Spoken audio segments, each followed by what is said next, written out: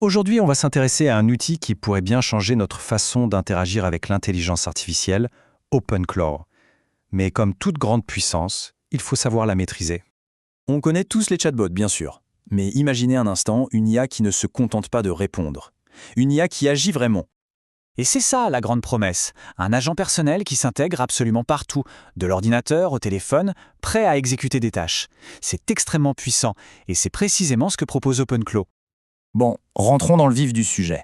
Concrètement, OpenClaw, c'est quoi? Pour faire simple, c'est un peu comme avoir son propre assistant, mais qui tourne sur nos machines, pas sur les serveurs d'une grande entreprise.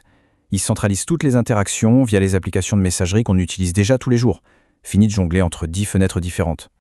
Regardez ça. On le voit en pleine action, non pas dans une application à part, mais directement intégré dans Slack. On dirait presque un collègue. C'est cette intégration transparente qui rend l'outil si pratique. Et pour que tout le monde puisse l'essayer facilement, les développeurs ont prévu une installation, disons, ultra simple. Mais, comme souvent, quand c'est trop simple, il y a un piège.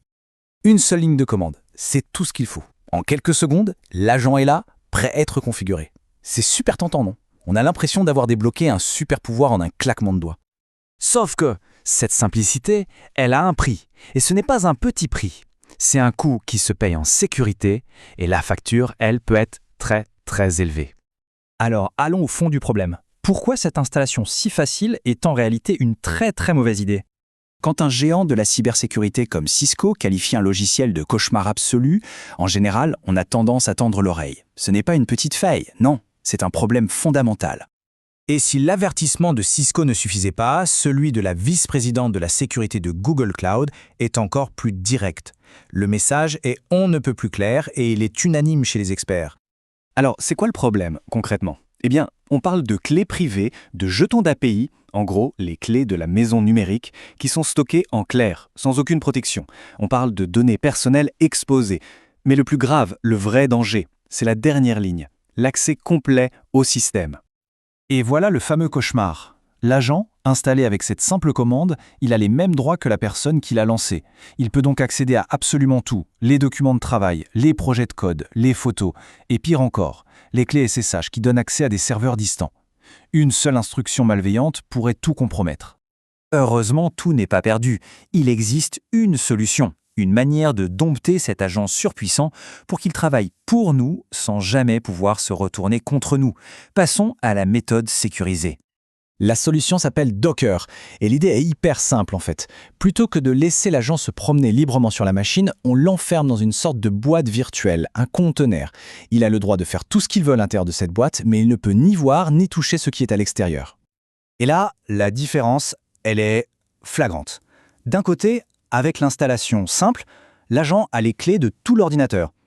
De l'autre, avec Docker, son terrain de jeu est limité à un seul petit dossier. C'est ça l'isolation.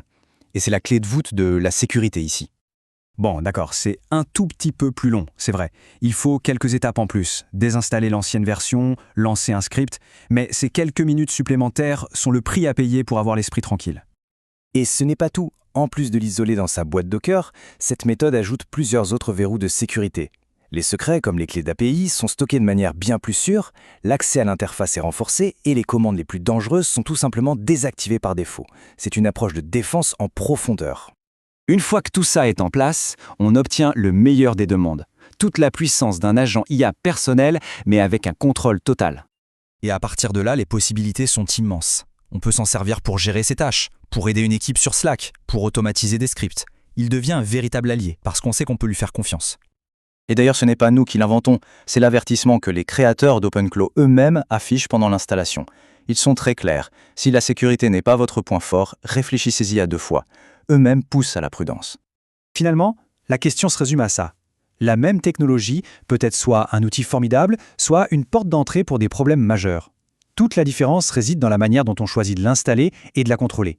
La puissance sans maîtrise, ça peut être dangereux.